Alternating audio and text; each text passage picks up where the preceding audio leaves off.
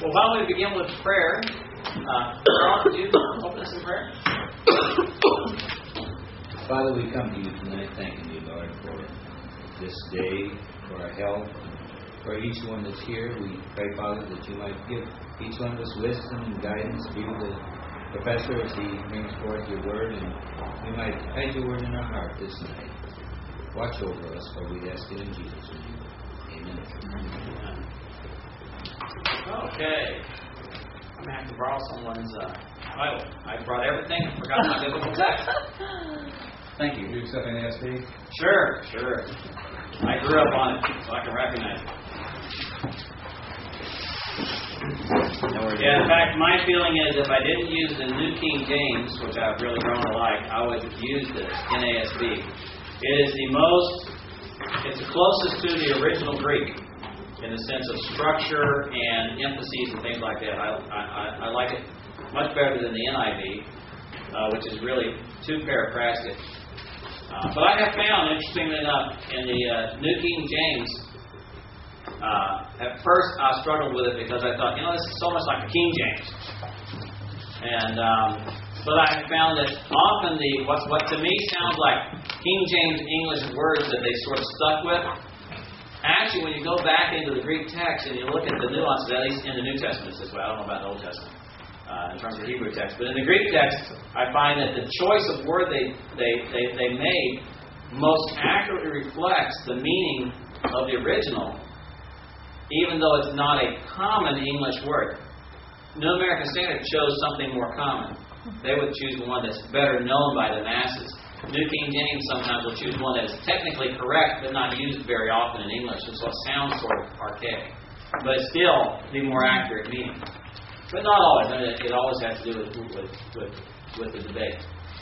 And between scholars as to what things mean. Well, tonight what we're going to do is we're going to finish Matthew, beginning in chapter 24, and the Olivet Discourse, and then his crucifixion and resurrection, and the completion of Matthew, and then we'll start Mark and get to Mark chapter 4 by the close of business tonight.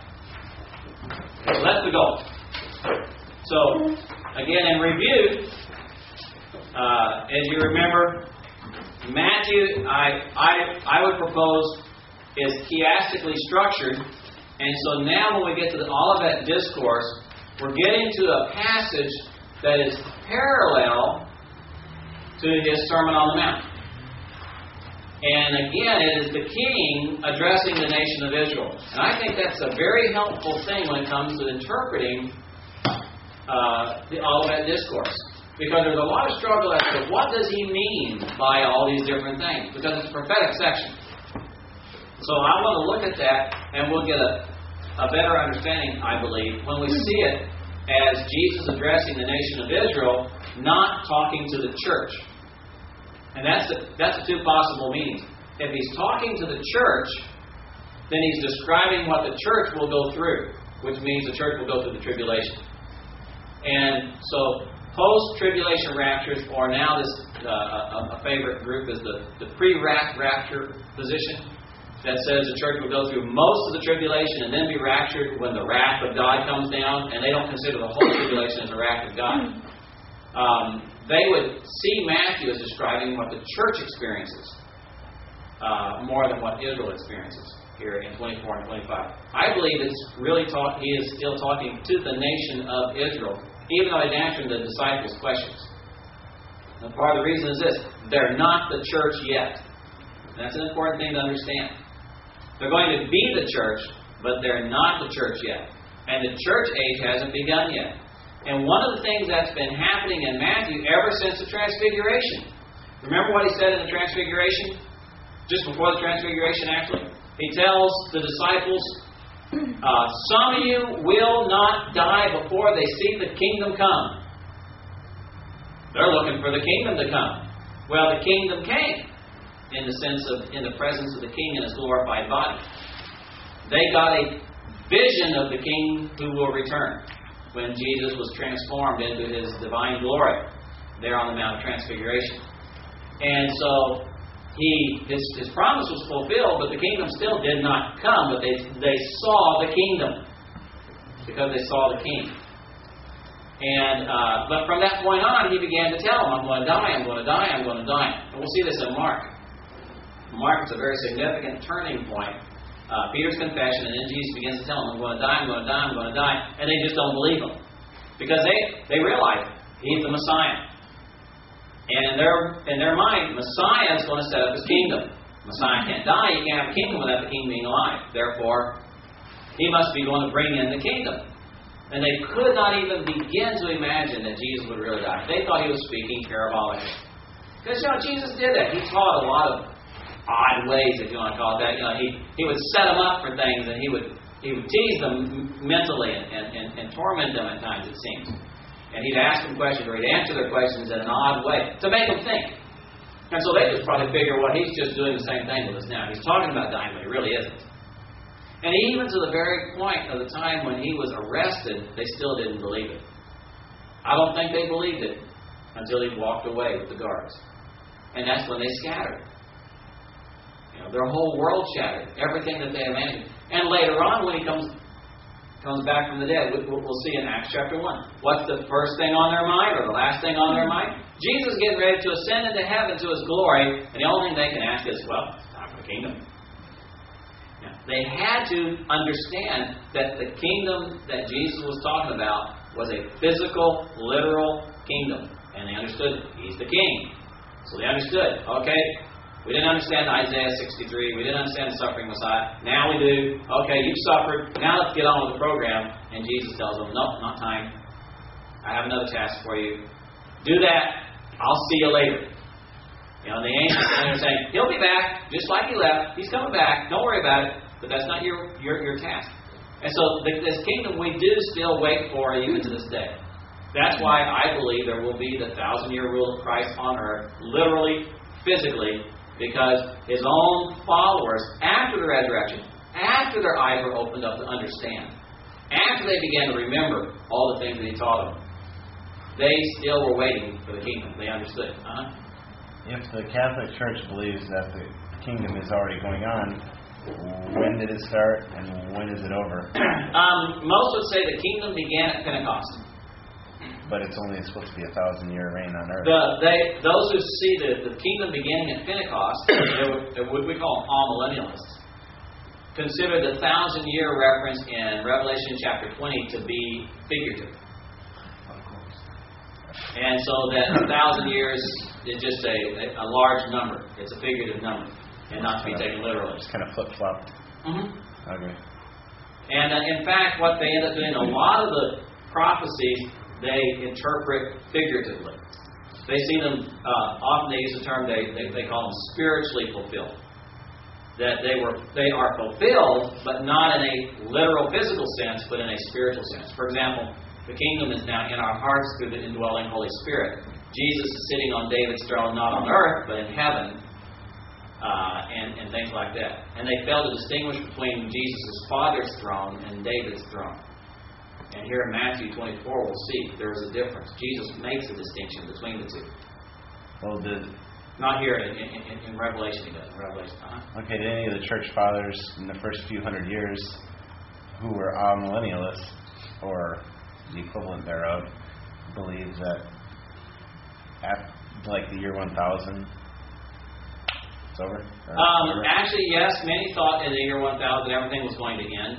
They were as excited about Y1K as we were about Y2K, and so they all took their abacuses and put them in lock boxes and then checked them afterwards to make sure the beat still worked. No, really though, they did. People were committing suicide. There was all kinds of wild stuff that happened around that time. It was in some ways maybe more wild than it was this time. Okay. And but they spent less money. Yeah, but they spent less money, mostly because they didn't have anything. They didn't buy as many canned foods. Actually, in Europe at that time, of course, they were barely able to come out of their Stone Age. They were still in the Dark Ages, and so it was some rough stuff. They were still just scratching out in existence. Well, so this is what we have now, is we have the situation. Jesus has been telling them He's going to die, but they don't believe it. They think the kingdom is coming in. And what has He just done? He rode a donkey into Jerusalem, presented Himself as king, and as we talked about last time, it was a legitimate, true offer of the kingdom.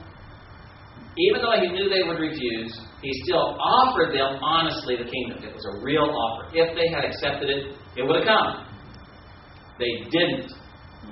So now we have the situation at the beginning of chapter 24. It says, Jesus came out from the temple, and this is following the conflict with all the leaders. This is when He's been challenged, and they're trying to trick Him, and where they ask Him about paying taxes to Caesar and all these different things. We've had all these confrontations where the nation's leaders have rejected Him. And so He comes out from this, and as He's coming out, we're told the disciples are looking around pointing at all the buildings and how beautiful it was. And in fact, it was still under construction at this time. The temple itself had been finished, but some of the outer buildings in the temple complex were still being built on and continue to be built for another 10 years or so. 10, 15 years. Herod the Great had begun this construction project years before. And you can go to Israel now and still see some of the foundation stones of the Temple Mount that are still there. Phenomenal work. The temple itself was considered one of the wonders of the world. It was gold-plated. It shined all over the place. It was not probably not as glorious as Solomon's temple, but it was probably a good competition of it. It was a massive work. And so they're pointing out, of course, Jesus answers and says, do you not see all these things? Truly I say to you, not one stone here shall be left upon another which will not be torn down. That's Jesus' response. Well, here's the problem. I've been there. There are lots of stones on the Temple Mount that are still in place. So, was Jesus' words fulfilled? Not literally. Not literally? I would say they were. And this is why. They're pointing out the buildings on top of the Temple Mount. They didn't consider the Temple Mount a part of the process. It's just the foundation. It's just the platform on which everything is built. So the walls or whatever. Now, when the Romans destroyed the temple, when they took the Temple Mount, they leveled it. And they literally pushed every building over the sides of the Temple Mount, down to the Kidron Valley, which was about 150 feet deep at that time. Now it's only 75 feet deep from all the rubble that filled it up. They literally just shoved the stuff over on both sides. And when they burned the temple, the gold melted and went down into the cracks. So they dug up the stones to get the gold out of the cracks. And so they basically took off the top layer of much of the Temple Mount and threw it over the sides. And in fact, you can go and you can see that the modern day Temple Mount, only about halfway up is original, and the rest of that has been rebuilt by the Arabs in years since. And in fact, the present day Temple Mount is not as high up as the original was.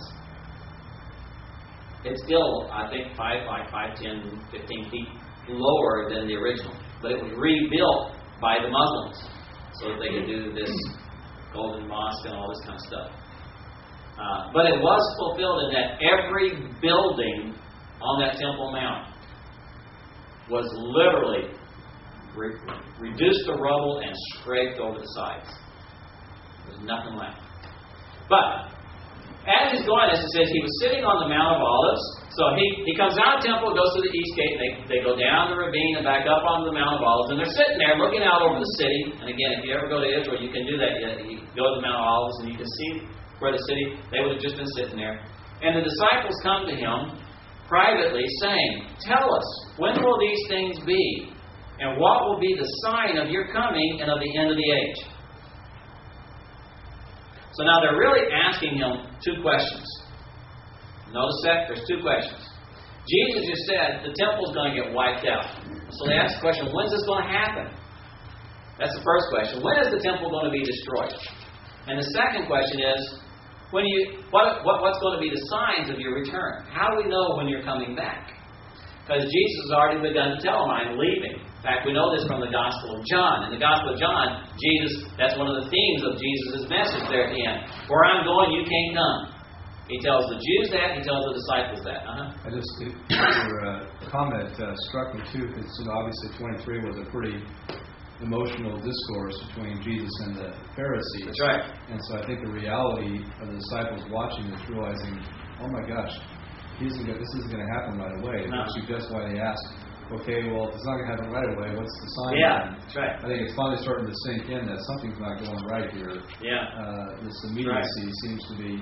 Now, Luke, of course, it says that on his way down to Jerusalem, supposing that the kingdom was coming right now, that's right. suggesting that even all the way up to Jerusalem, I think they were thinking, Jesus is coming, he's going to sit on his throne, and we're going to take over the world. That's right. They were saying it was going to happen right then. And that terrible thing in 23, I mean, you can imagine not only Jesus' grief, but the disciples' grief, realizing this isn't it. Yeah, that's right. In fact, when he laments over Jerusalem, that's got to be stunning, because those are the words of a prophet prophesying doom. I mean, they would recognize that.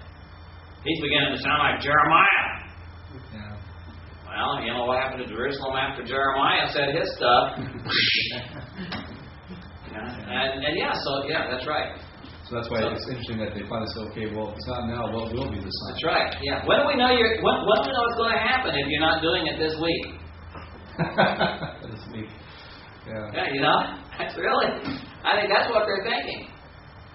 Yeah, and so it was just a very moving. I know Jerry and Carl and Greg and I were in Jerusalem. It's a very moving scene on the Mount of Olives. Whether it was right there, you remember the Flavius? What's that? Where the Lord wept. Oh yeah. The little chapel there. It's such a stunning view. And this passage was read about him weeping. Yeah. And you can imagine that, here's the King of Kings from this vantage point saying how the future is going to come, and that from this very mountain he's going to come again, mountain's going to split. Yeah. It's a very moving scene. Yeah. And especially when you see the vantage point. I mean, did you feel that way when you read it? Sorry about that. If I could have just been there. Of course, if we had, we'd be dead now. So anyhow, I have to remind myself, if I had been there, I wouldn't have had a chance to play any computer games. So, there's the good and the bad and everything. Right. Got perspective, everything in perspective. But anyhow, so they asked him two questions. When will Jerusalem be destroyed? What will be the signs of your return? I believe that Matthew focuses on the second question. What will be the signs of your return? Luke focuses on the first question, when will Jerusalem be destroyed? So when you get to Luke, he's really describing 70 AD. Luke is. Or Jesus. Jesus answered both questions. Luke drew the material that answered the first question, when will Jerusalem be destroyed, the temple be wiped out. Matthew, though, focuses on the second question, what will be the signs of your return? Why? Because he's focusing on Jesus as the King. And again, he now takes this, and what Jesus is going to say, he's really saying to the nation of Israel, just like when he introduced himself as king in Matthew 5 through 7, he spoke to the nation, even though what he said to them applies to us, he still spoke to the nation about who gets to enter my kingdom. Now he's speaking to the nation about when will my kingdom come? How do you know the kingdom's here? That's the big question. And so he begins to tell them. So, it's important to know he's addressing the church. He's describing the conditions of his return to set up the kingdom. It's similar to 70 AD, but it's not the same. It's not the same. Now let's just go through Matthew 24 and see what he says. He says to them, see to it that no one misleads you. For, here's one of the characteristics of this time. And I believe what he does, he begins by first giving a general description and then gets more specific. Some people try to say first half of tribulation, second half of tribulation. I don't know that he's dividing up the tribulation as such.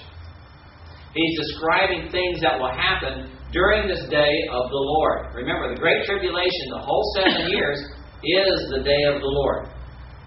Not the second half or the first half. The whole thing is the last week of Daniel, the 70th week of Daniel. It's what Joel and Zechariah and all these other prophets called the day of the Lord. All 7 years is the day of the Lord. And he says, many will come in my name saying, I am the Christ, and will mislead many. So one of the characteristics of this time period will be false Christs who deceive people. People claim it. Now, we do have people claiming that today. Reverend Moon of the Moonies says that he is Jesus incarnate. And there's thousands of people who believe him. But you said before that this applies to the Jews, That's right. Jews that they will be expecting the Messiah. That's right. Yes, exactly. It makes sense, with that context. That's right. They're desperate. In fact, during the day of the Lord, the Jews, especially those living in the land of Israel, will be under intense pressure. They will be under attack by the world led by the Antichrist. And they will be desperate for Messiah to come back. In fact, even now, one of the great things that I've had happen in a couple of my trips to Israel is that certain government officials have come spoken to our group. And we've asked them questions about, are y'all looking for the Messiah? And it's surprising, even secular Jews believe the prophecies and are beginning to look for Messiah's return. And had one say, Jesus probably could very well be the Messiah if he comes back. He will be. And he said, the reason I don't believe he's Messiah now is because God promised in the Scriptures that when Messiah comes back, he would bring us universal peace and safety. And Jesus didn't do that. I mean, that's his basic response. Jesus came, he fulfilled all the other stuff of Messiah, but he didn't do that main thing. And he said, if he'll come back and do it, we'll follow him. In other words, he's really saying, again, the same problem they were having. If you're the Messiah, well, there's this next step when you're going to do it. And they're waiting. Now, interestingly enough, in Israel, there was a guy that they thought was the Messiah. He was in Brooklyn, New York, a rabbi there. And much to their chagrin, he died. Wasn't assassinated, just got sick and died. Old age. And so now there are some who are expecting him to rise from the dead because they still believe he's the Messiah. So there is this messianic expectation that they're desperate for Messiah to come. And with what's happening there right now, they're getting even more desperate for Messiah to come. When Jewish though, they said that he's not from the Messiah, even if it was Jesus. Yeah. Right. Yeah. That's the way they feel. And so he said there'll be false messiahs. Why? Because they're so desperate, people will start presenting themselves that. In Jesus' day, there were some guys who did that. Who presented themselves as messiahs and got small followings. And in fact, Pilate thought there was one gathering of a messianic group, and so he sent their troops in and slaughtered them. That's a reference to the Galileans whose blood was mingled with their sacrifices. In other words, they weren't really going to form a revolt, but he didn't take any chances, so he just simply sent in the troops and just wiped them all out. So there were those. So he said, they'll be misleading. He says, you'll be hearing of wars and rumors of wars. See that you're not frightened. For those things must take place, but that's not yet the end. So the situation that we're in right now is just situation normal. Jesus says, that's just a standard part of life. Wars and rumors of wars doesn't mean the end is here. Nation will rise against nation and kingdom against kingdom. In various places there will be famines and earthquakes. People have made this big deal about earthquakes increasing in frequency and this kind of stuff like birth pangs. That's just our ability to measure has improved. That's all. I think we've had earthquakes all along. But I do believe, based upon what I see in the book of Revelation, that during the day of the Lord there will be an intensity of earthquakes beyond what we've had up to now. And there will be some massive earthquakes that are in the scale, like 8.5, 9, 9.5 on the Richter scale. They will level whole continents. There will be those then. But even that's not the end, not even in Revelation. There's still weeks and years to go when some of these things hit. And so they said that, again, is just a part of what will be happening in the world. It says, but all these things are merely the beginning of birth pangs. In other words, don't see them as the end. They're just a reminder that it's coming.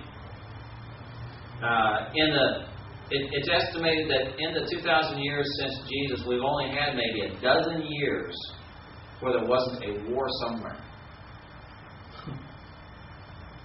And I mean, they've done checks, and somewhere you can even find out what those years were.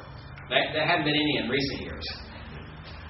But they have found a few instances where there was actually no record of anybody fighting anybody anywhere. That's probably because one side wiped out the other and didn't write anything down. I read a report. Just within the last month that I think there are 42 wars going on right now on this planet. Yeah. 42. It was over 4. I think it was 41 or 42. All right.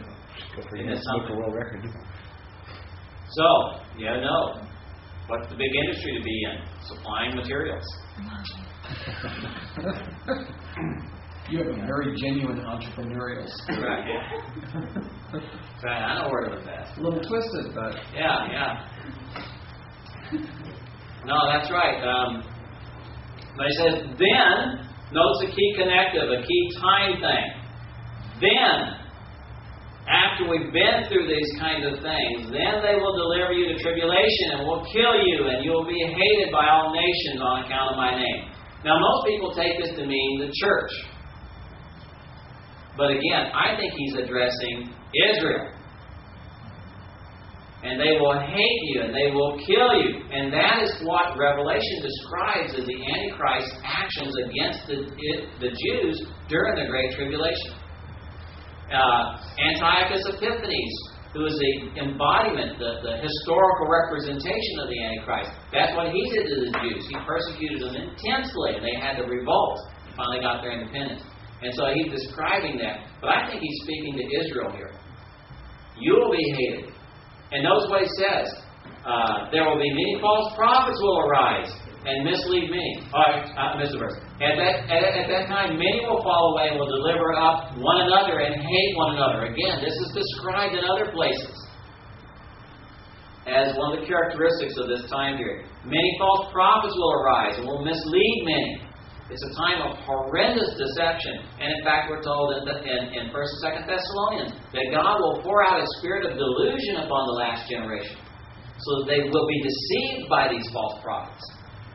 And so this will be going on. And because of lawlessness has increased, most people's love will grow cold. It will be a time where people are just trying to survive and take care of themselves. It says, but the one who endures to the end, he shall be delivered, saved. Now here's another important thing. What is Jesus talking about? He's not talking about earning your salvation by being faithful to the end. He's talking about who's going to be delivered out of this time of judgment and survive it. Just like who was saved from the flood? Noah and his family. After the flood was over, they're all that's left alive. They were saved. They didn't go to heaven during the flood.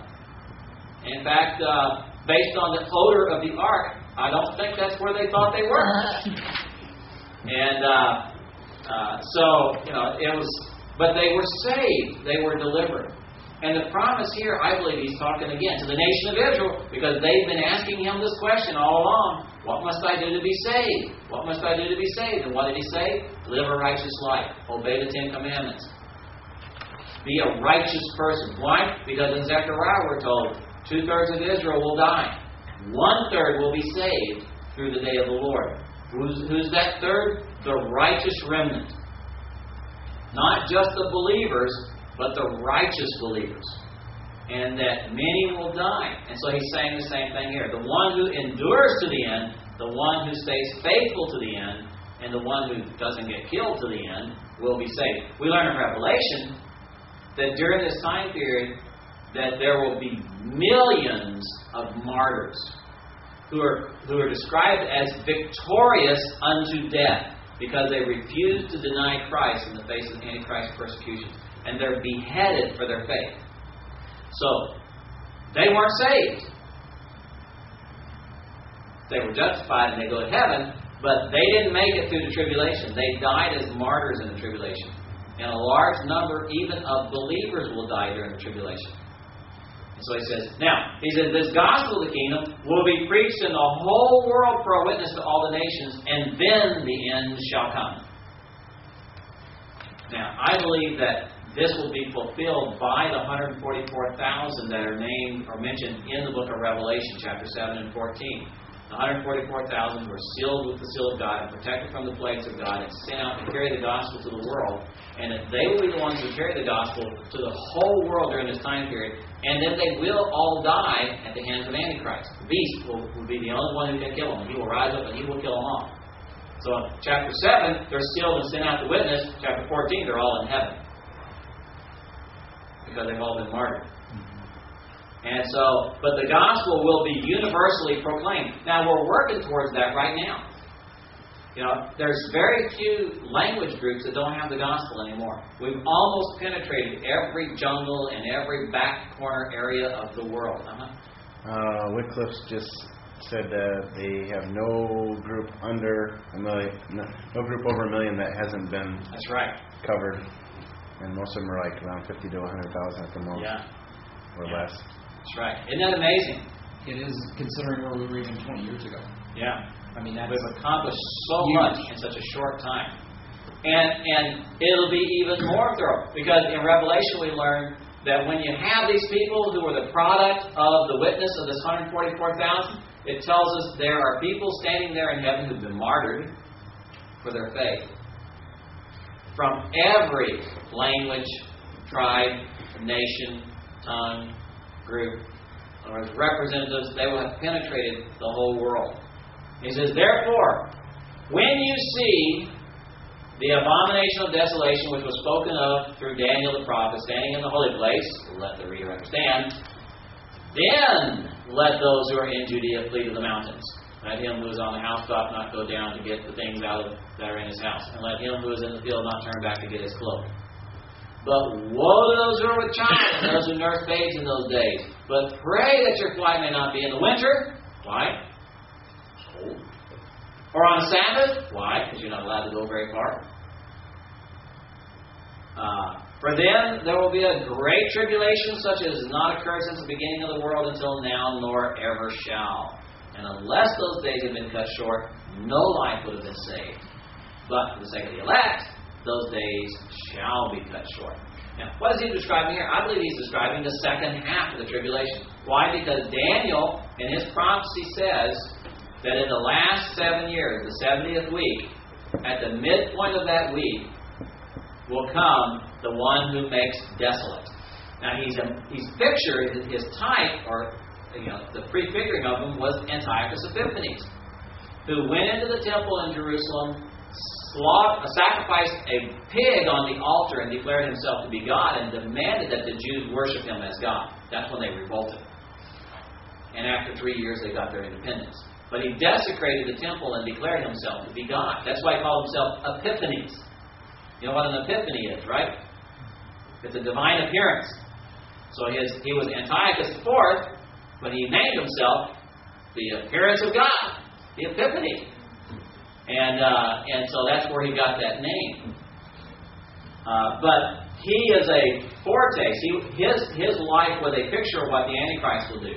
The speculation is, and that's what we have to call it really, in our prophetic studies, we speculate that what will happen, in my own speculation, is that whoever this Antichrist actually is, he may be alive today. He's a world leader, and he will orchestrate some kind of deal with Israel that will guarantee their ability to worship in the temple in Jerusalem. I think he's going to put a wall between the Golden Mosque, the Golden Dome, and the northern part until they can build in that northern part.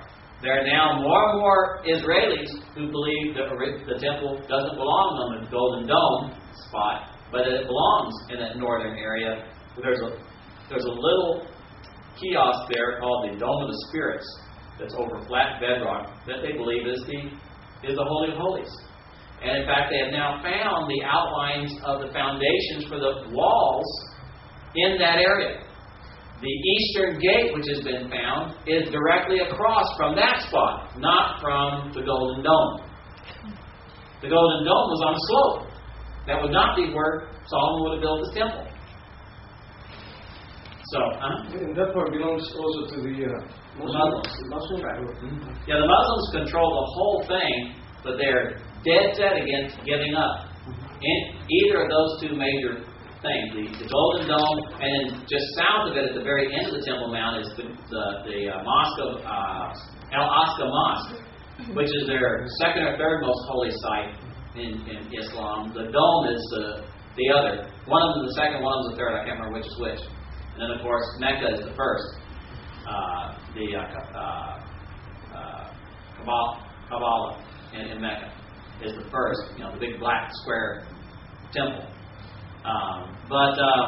So some people speculated maybe a plane or something will fly in, or the Israelis will bomb the golden dome. The Israelis will protect it because they don't want to bring the Arab world on their heads. But if someone came along and divided that and said, hey, you can have the northern third and they'll keep the southern 2/3, and everyone agreed to it, they could start building the temple. And I believe what will happen is they will. But that will be the beginning of the Great Tribulation. That's the beginning of the day of the Lord. And that's when the church will be removed. And the world will begin to careen. And it'll have these wars and rumors of wars and famines and earthquakes. And all this other stuff will be happening. In Revelation chapter 6, the first seal judgments, I believe, describes this time period where there will be famines, and there will be wars, and there will be conquests, and there will be all kinds of stuff. And Antichrist will be trying to bring the world back together. Trying to hold things together and bring this peace. But Israel, it'll take them about 3.5 years to build their new temple. And when they're ready to inaugurate the temple and have the dedication service, he'll be invited naturally because he's the one who made it possible, and then he'll step in and say, hey, I am God. Worship me. And instead of giving them worship, he will turn on Israel and try to wipe them out. Because he will be an anti-Semite. So if I'm hearing you correctly, what you're saying is pre-rapture, yes, we are going to be witnessing much political jockeying to the point of them just getting ready to build the temple. But the temple, there won't be a stone laid. Oh, it could be. It could be built now, and it wouldn't make any difference. But I suspect that it won't start being built until during this time period. And we may actually be raptured and gone for a year before all this stuff comes into place. I don't know that it'll happen immediately.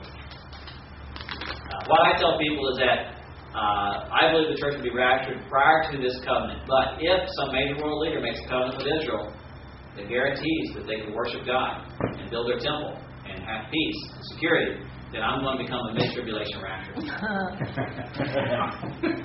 And I'm going to start counting today. That's right. And at 3.5 years, I'm going to become a pre-wrath rapturist. And if things really get bad, I'm going to become a post-tribulation rapturist. I'm going to just keep praying and hiding out. And I'm going to do like my brother, load up my ammunition, get my rifle, and head for the woods. And you can play war games. That's right, play war games, the real ones. Get paintball, Let's go after them revenuers. And that's what we did in Kentucky.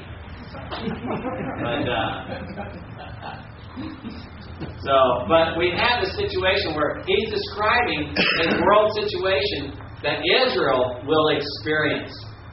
And he says it's so intense, though, that if God didn't cut the day short, no one on earth would survive. Why is that? Well, if you go through Revelation, you see that by the time you get to the bowl judgments, it's brutal.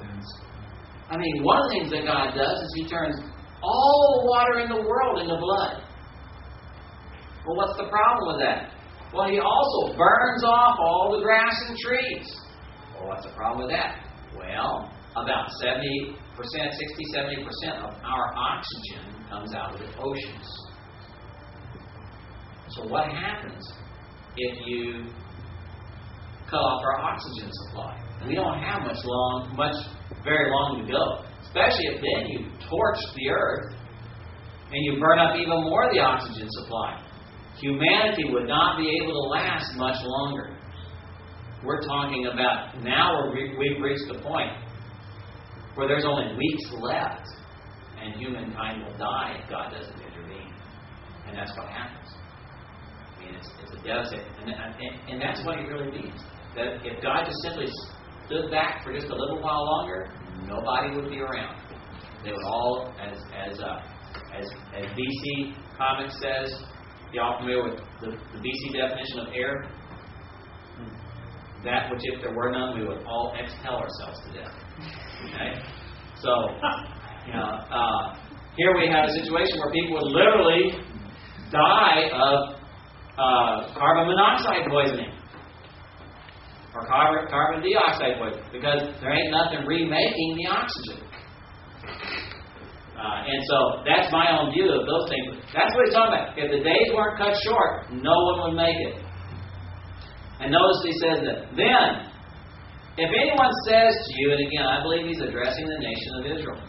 If anyone says to you, behold, here is the Christ, or there he is, do not believe him. For false Christs and false prophets will arise and will show great signs and wonders, so as to mislead, if possible, even the elect. Notice he says the elect won't be misled, but it's possible for even the elect to be misled. He says there will be these, and they'll be doing signs and wonders. They're false signs and false wonders, but they will be signs and wonders. We learn again from Revelation that the dragon, Satan, will empower his false teachers with these kinds of powers, and that they will be performing real miracles that will deceive. And so he warns that this will be happening, but don't believe them. Behold, I've told you in advance, he says. If therefore they say to you, behold, he's in the wilderness, don't go forth. Or behold, he's in the inner rooms, do not believe them. Why would they be saying that? To lure them out. Again, we learned in other places that one thing that's going to happen. Remember he said, if you see the abomination that makes desolate, head to the hills. One of the things about Israel, and I'm sure they mentioned it on your trip there, is how many hidden strongholds they have all through the hills of Judah. They got tunnels and they got caves dug out and they got supplies stashed back in there, and they're ready. They have places that they can fall back to and dig in and hold out. And many of them are hidden. You have to know where it is to find it. And it's all through. And I believe that that's what's going to happen. When the Antichrist shows himself, the Jews are going to head for the hills and they're going to go to these strongholds and holdouts. And they'll have a food supply there, and they're going to hang out there as long as they can and hold out as long as they can. But he said there'll be people coming along and say, hey, the Messiah has come. Let's go, let's go, let's go. Just don't believe it. It's a trick. They're betraying you. And he said, don't go forth. For just, and here's why, for just as the lightning comes from the east and flashes even to the west, so shall the coming of the Son of Man be. Okay. And what he's saying there is, when I do come back, you'll see me. It's just like when lightning flashes. You see it everywhere. Your windows can be closed, and the lightning is still going to come through. You know, everybody knows what's happening. We don't have nothing around here. In Texas, it was great. I have it all the time. And you know when there's a storm. Huh? How are you going to tell the difference then? How can you tell the difference? Well, lightning, Jesus. Oh, well, no, he's saying, my coming will be like lightning. Everybody will see me. I believe that when Jesus returns in his Shekinah glory, people will see him through walls. Everybody will see him coming. It will be so bright. And his return to the Mount of Olives will be seen by all of mankind. In fact, again, Zechariah tells us that when he returns to set up his kingdom, that all Israel will see him returning, and they will see he whom they pierced, and they will mourn for him, everybody where they're at. Paul tells us in Romans 11 that when Jesus comes back, all Israel will be saved. That's because only those believing in Jesus will be what's left. The third who's left. They will be saved. They'll be delivered. And they will see him coming in his glory. But all mankind will see him coming in his glory. And it will be the what we call the Shekinah glory of God. And so it's interesting, Jesus closes this spot with the comment, wherever the corpse is, there the vultures will gather. Why? Because again, when you go to the day of the Lord and you see the description of what goes on in the day of the Lord, this is describing Jesus coming back when? At the height of the Battle of Armageddon. And in Old Testament prophecy, the nations are told, come to the great feast of God. You're at the dinner. And it calls out to all the birds and the vultures, y'all come and dine on the enemies of God. And he wipes them out and they get eaten. You know, the ultimate punishment in the ancient days, and I think even to this day, from God, is that a person doesn't get a decent burial. When God really ultimately punished different kings and different stuff, like when He did to Ahab, He told Ahab and Jezebel, and Ahab, because he repented, got to be buried. But Jezebel got to be eaten by the dogs and deposited in all places, little piles. And to not be buried was a horrible thing. There was one king, in fact, who I think it was Jeroboam. God had cursed him, and he caused his youngest child to die, or one of his children to die, because he said, I found something good in this child, and this child gets to be buried. All the rest are going to be eaten by the animals. And that's what happened. So really ultimate punishment. But here he says, where the vultures is, where the corpse is, there the vultures will gather. And so there. But notice what he did say. But immediately after the tribulation of those days, the sun will be darkened, the moon will not give its light, and stars will fall from the sky, and the powers of the heavens will be shaken. And then the sign of the Son of Man will appear in the sky, and then all the tribes of the earth will mourn, and they shall see the Son of Man coming on the clouds of the sky with power and great glory. This is what Joel described as the day of the Lord. It's the exact same stuff. This is what Peter mentioned in Acts chapter 2 when he said, the outpouring of the Holy Spirit is a foretaste of the coming day of the Lord. It's not here yet. Because we have not had these signs in the heavens yet. But that's when Jesus comes back, all of nature gets altered, is what he's really saying. The sun stops giving its light, the moon turns red, there's smoke, there's fire, there's all kinds of stuff going on at his return. Now, but there's something else that happens here. It says, He comes back in His glory, and it says, and He will send forth His angels with a great trumpet, and they will gather together His elect from the four winds, from one end of the sky to the other. And this matches up with the parable of the dragnet in the parable of the kingdoms. The end of the age is characterized by the dragnet where they're gathered. It's comparable to the parable of wheat and the tares.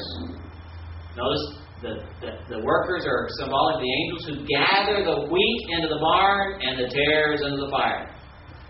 And this is what he's talking about here. That when He comes back in His glory, everything gets shut down and the angels are going to gather up the elect to be protected, and they're going to gather the rest to be lined up against the wall and shot. I just want to put the angel here to shoot people, right? Arrows with their finger. Yeah, arrows. Yeah, hey, I've seen little cherubs. And except the cherubs in the Bible aren't nude babies with little wings. The cherubs in the Bible are big bruisers. Yeah, they're cherubs of fire. That's right, and they're deadly. It says now, learn the parable from the. No, so I believe at this point Jesus has answered the question. What is it going to look like when you come back? Well, He's just said. Really, what He said is Zechariah and Joel. That's what He said. Daniel, Zechariah, and Joel. Go to them. You'll know what it's like. And He has described it as a horrendous time. But when He comes back, everybody will know. So really the answer to this question is, there's going to be all kinds of stuff. When things really get bad, don't think I've come back yet. You'll know when I come back. Everybody will know when I have returned. That'll be the sign of my coming, will be me coming back. And everybody will see me. Going to have a lot of stuff going on before that. And it's going to be horrible. Humanity will be in danger of being exterminated. But you'll know I've come back when I arrive. There'll be false prophets, there'll be false warnings, there'll be false hopes. But when I get here, everybody will know. That's His answer. So He doesn't say when, but He does answer the question how. How do we know you're coming back? Well, when you see me. It says, now, learn the parable from the fig tree. This is the fun one. Hal Lindsey stumbled on this one. He has predicted the return of Jesus 3 times. 3 times he said it. If we get past this year, I don't know how we're going to do it. Jesus will come back before then. First one, I think, was 1972 or 1974. I forget what. No, 78. 78 was his first guess. And It's been a few years since then. He's finally given up on predicting when Jesus will get back. He finally got the message. It doesn't work. But, now, Scripture says we don't know the day or the hour, right? No, actually, it says you don't know the day or the hour of Jesus' return. But it didn't say anything about the month or the year. See? So, there's always an angle. I think it's important, too, about the parable of the fig tree, that if he describes how it happened, and then the transition to verse 29, it says, immediately after the tribulation, then I'm going to come. Yeah. So it's good that he says, I will come after these things. And he said, let's learn from... Yeah, now let's learn from the fig tree. Yeah. And I think that's what I picked up in our assignment. I thought, he brought that parable to not give him the day or the time of the year or the whatever, but I'm coming after these things. Now let's just look at nature so you can... Yeah. And let's do that now. Because how has most people used the parable of the fig tree? They say, the fig tree equals Israel. Right.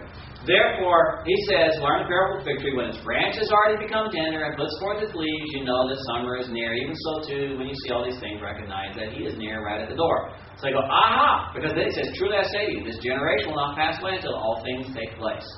Heaven and earth will pass away, but my words will not pass away. But of that day and hour no one knows, not even the angels of heaven nor the Son, but the Father alone. Okay? So, they go, the fig tree. Figs is a symbol of Israel. Funny enough, it's really not. But they say this. And therefore, it must be the rebirth of Israel, because the leaf sprouting out is like the rebirth of Israel. This is a favorite position of many dispensationalists and premillennialists and all that. So then they go, a generation is 40 years. Well, Israel came into being in 1948. That's why Hal Lindsey said we couldn't get past 1988. When 78 didn't work, we tried 88. And of course, there was that guy that wrote the book, 88 Reasons Why Jesus is Coming Back in 1988. Did y'all ever hear about that book? There was a book written out. Yeah, 88 Reasons Why Jesus is Coming Back in 1988. Of course, you know what the sequel was, right? 89 Reasons Why I Was Wrong. But, obviously he didn't come back. But 1948 to 1980. Well, then some of them said, we were mistaken. It's the taking of Jerusalem in 1976. Or 1967, right? Was it 67 or 66? Yes, 1967. 72 is the Yom Kippur, or 74 is Yom Kippur. In 1967. So 67 plus 40 is 2007. That's why some thought the Great Tribulation had to begin in 2000. Now see, we're now in the middle of it. That's why our gas prices are going up. But, they do this. Well, then, there's another passage in Scripture that says a generation is 70 years, and another one that says it's 100 years. So now, which one are we going to work with here? Oh, man, that's getting way out there. But Nostradamus has solved our problem because he promised us a world war in 2012. So, we're hoping for that now. I mean, this is the way people are trying to deal with it. Trying to put a time on it. Now, the point of this statement is not the fig tree equals Israel. And the point of the statement is not 40 years is a generation. The point of the statement is, just like a fig tree puts out its leaves, spring is here. So too, you see all these things, I'm about to come back. That's the only thing he's saying there. He's just using a fig tree as an example of people back then paid attention. Now, in Texas, you know how you know there's not going to be any more killing frosts? Pecan trees sprout. When the pecan tree sprouts, winter's over. Okay? Here in Oregon, when do you know that winter's over? Rain gets warmer. When the rain stops? No, summer's halfway done. The rain gets warmer. Yeah, the rain gets warmer. Yeah. It's really when the rhododendrons bloom. Now, there are some early ones. At school, we got some whacked out ones. They bloom in December. They're just lost in the woods. They haven't got a clue as to what they're doing. They're from California. They're from California. But there are certain. In fact, there's one rhododendron variety. I've got some friends that's how they can do it. They know when this plant blooms, no more frost.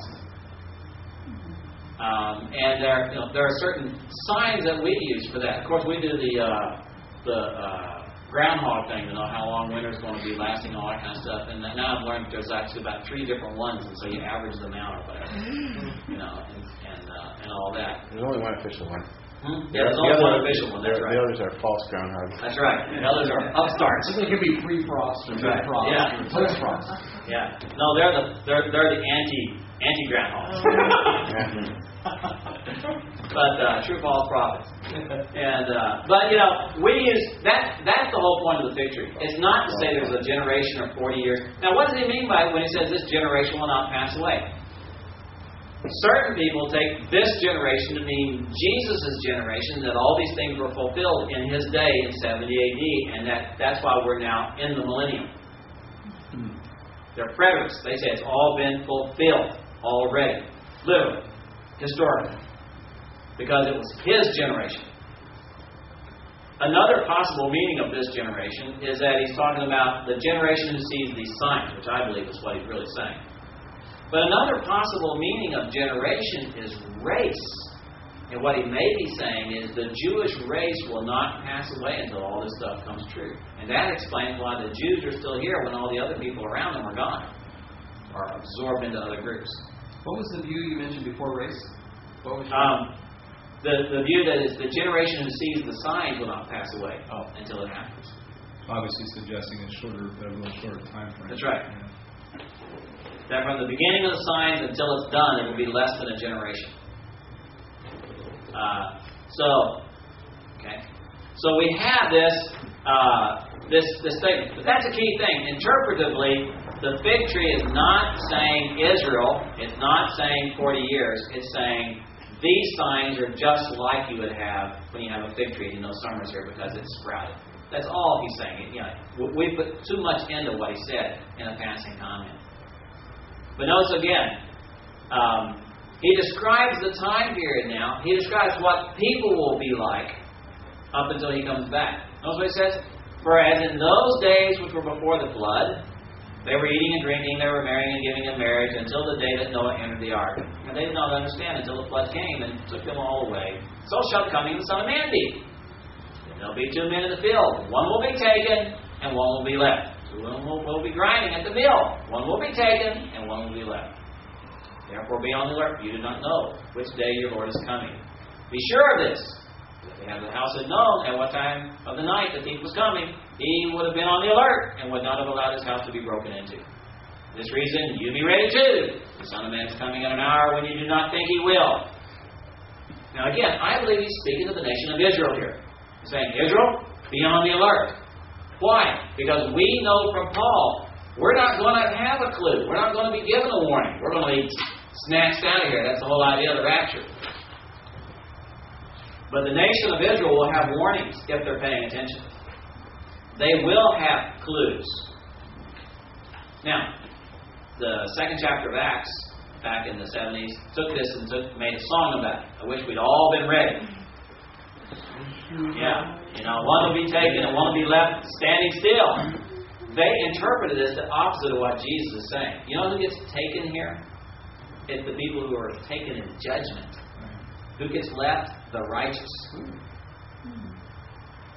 Who are ready for his return.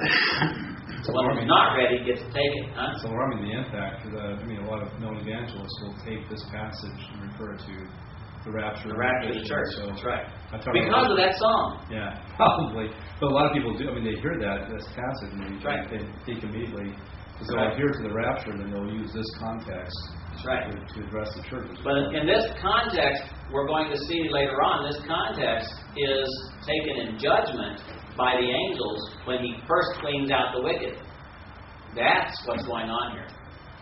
And so his warning is, you better be ready. You better be ready. So he concludes this, and in fact, do we need to pause? I got about a minute and a half. Okay. He concludes with this. Who then is a faithful and sensible slave whom his master put in charge of his household to give them food at their proper time? Blessed is that slave whom his master finds so doing when he comes. Truly I say to you, he'll put him in charge of all his possessions. But if the evil slave says in his heart, my master's not coming for a long time, and he'll beat his fellow slaves and eat and drink and with the drunkards, The master of the slave will come on a day when he does not expect him, and at an hour which he does not know, and he'll cut him in pieces and assign him a place with the hypocrites. Weeping will be there and gnashing of teeth. So the warning is, hey, listen, Israel, if you don't take this seriously and you're goofing off, maybe he's describing here cavorting with the enemy, with the Antichrist. When I come back, you get whacked. That's what he's saying. You better be ready for my return. Who's the sensible slave? The one who takes his master seriously and is waiting for him. And even now, what does it say to us? Now, we're anticipating the rapture of the church. But that doesn't mean we should be goofing off. We need to be faithfully serving the Lord, waiting for His return, because we don't know when He's going to come back. And it may be in our lifetime, and it may not. There's no luxury of saying, I got a week to play around with, and then I'll serve the Lord. Or I got a year, or something like that. We serve the Lord now, faithfully, day by day, because we don't know what day we'll hear that trumpet, and we'll be snatched out of here, and have to stand in front of Him and give an account of our lives. And that's what He's talking about. There's a mindset that He's saying we're supposed to have. And so He's telling the nation, have this mindset. Well, we'll continue with chapter 25 after the break. Let's take about a 10-minute break here. Oh, man, I timed it perfect. I heard it beat it. Yeah.